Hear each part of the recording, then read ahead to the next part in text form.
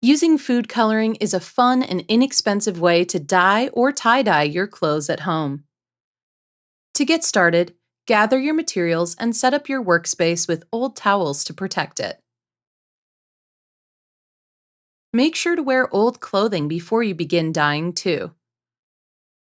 If you want long-lasting color, choose clothes made of wool fabric. While cotton garments work well for lighter colors, that may fade over time. Pre-soak your clothes in a mixture of water and vinegar to prepare them for dyeing.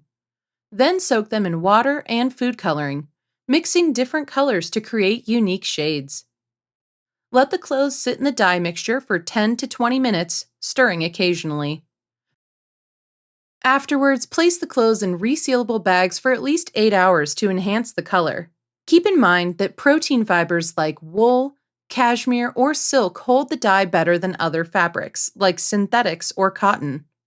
If you don't want your clothes to be solid colors, feel free to get creative, twisting your fabrics and holding the shapes in place with rubber bands to create different patterns with the dye for a more traditional tie-dye effect.